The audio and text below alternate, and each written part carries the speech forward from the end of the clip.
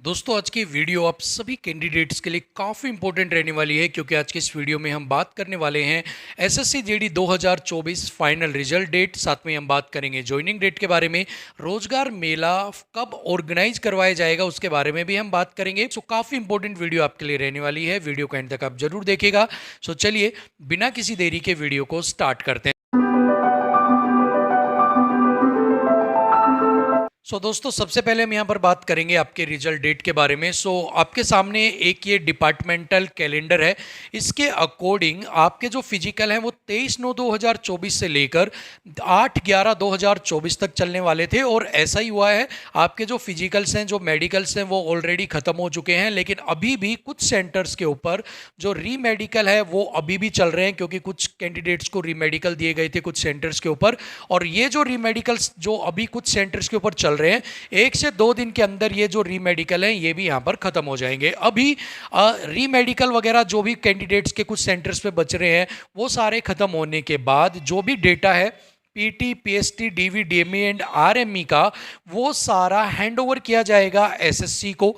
और ये किया जाएगा 9/11/2024 से लेकर 21/11/2024 के बीच में, यानी कि आप 9/11 से लेकर 21/11 के बीच में कभी भी ये जो डेटा है वो एसएससी को हैंड ओवर यहाँ पर कर सकते हो। अब ये जब डेटा एसएससी को हैंड ओवर कर दिया जाएगा तो एसएससी क्या करेगी, इस सारे रिजल्ट को प्रोसेस करेगी और आपका जो फाइनल रिजल्ट है वो डिक्लेयर करेगी। और इसके अंदर कितना टाइम लगने वाला है, 14 डेज का टाइम यहाँ पर लगने वाला है, यानी कि 22/11/2024 से लेकर 7/12/2024 के बीच में कभी भी आपका जो रिजल्ट है वो अनाउंस किया जा सकता है। यानी कि आपका जो डेटा है वो 21/11 तक पहुंच जाएगा एसएससी के पास, चाहे वो पहले पहुंचे या फिर वो 21 तारीख के तक पहुंचे। उसके बाद एसएससी के ऊपर है कि वो 22/11 से लेकर 7/12 तक कब उस आपका जो रिजल्ट है उसको डिक्लेयर करती है। अभी वो 25 को भी कर सकती है, 28 को भी कर सकती है, 6 तारीख को भी कर सकती है, या फिर आप कहते हो तो 7 तारीख को भी आपका रिजल्ट अनाउंस कर सकती है। यानी कि सारी चीज़ें किसके ऊपर होंगी, ये सारी चीज़ें एसएससी के ऊपर होंगी। इसके अलावा एक डिपार्टमेंटल नोटिस भी आप सभी लोगों ने देखा होगा जिसके अंदर कहा गया था कि डीएमई आरएमई की जितनी भी डिटेल्स हैं वो बोर्ड के पास जो भी डिटेल्स है वो सारी 8/11/2024 के बाद सबमिट करवाई जाए।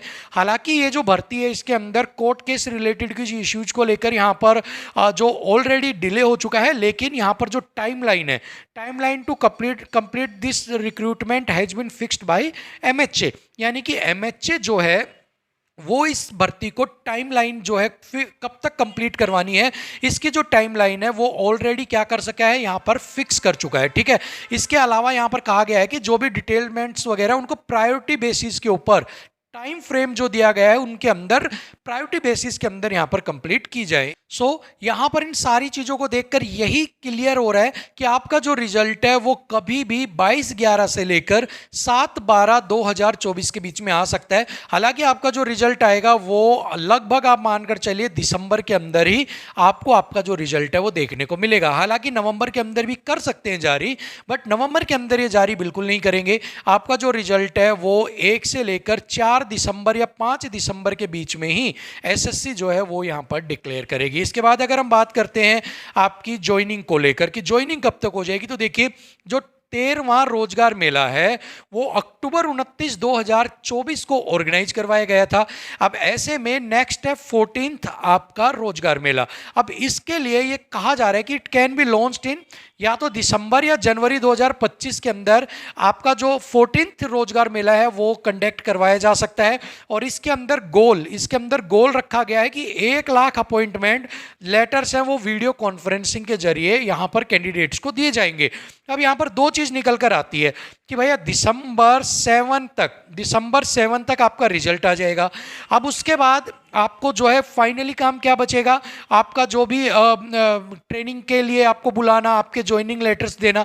अब ऐसे में नवंबर के अंदर आप देख सकते हो कि अक्टूबर 29, यानी कि मैं कह सकता हूं कि नवंबर के अंदर ही, नवंबर ही मान लीजिए 29 है, तो नवंबर के अंदर आपका जो है स्टार्टिंग में 1 नवंबर को आप मानकर चलिए कि आपका रोजगार मेला कंडक्ट करवाया गया। अब अगला रोजगार मेला कब कंडक्ट होगा? सो इसके अंदर पॉसिबिलिटी ये बन रही है या तो दिसंबर एंड तक आपका कंडक्ट करवाया जाए, ठीक है। अब अगर दिसंबर एंड तक आपका कंडक्ट नहीं हो पाता है तो जो जनवरी एंड है उस तक आपका जो रोजगार मेला है वो यहां पर कंडक्ट करवाया जाना चाहिए।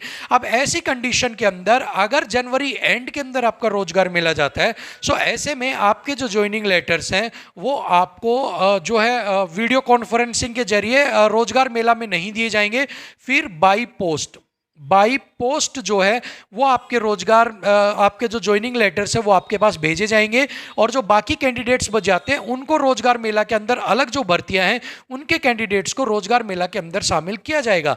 लेकिन यहां पर एक बड़ी चीज ये भी है कि आपकी लगभग 50,000 जो वैकेंसीज हैं वो एसएससी जीडी की है। सो ऐसे में एक बहुत बड़ी जो है ये वैकेंसी है और बहुत ऐतिहासिक कदम होगा अगर रोजगार मेला के अंदर 50,000 बच्चों को एक बटन दबाकर जो उनके ज्वाइनिंग लेटर्स हैं वो यहां पर दिए जाए।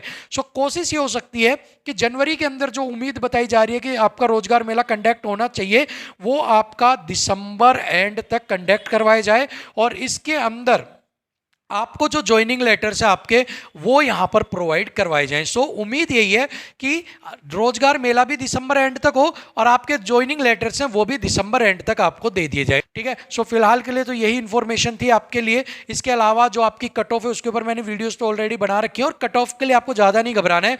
कुछ स्टेट से बिल्कुल भी कट ऑफ नहीं उठेगी, कुछ स्टेट से 2 से 3 नंबर उठेगी, कुछ स्टेट से 1 से 2 नंबर उठेगी, और कुछ स्टेट्स ऐसे हैं जिनसे 5 से 7 नंबर उठेगी। सो बेफिक्र आप रहो, और कंप्लीट प्रीवियस ईयर का एक एनालिसिस भी मैं आपके लिए लेकर आऊंगा। तब तक के लिए आपका अगर कोई कमेंट है, कोई डाउट है, अपने मार्क्स वगैरह नीचे कमेंट में शेयर कर देना। थैंक यू सो मच, नमस्कार।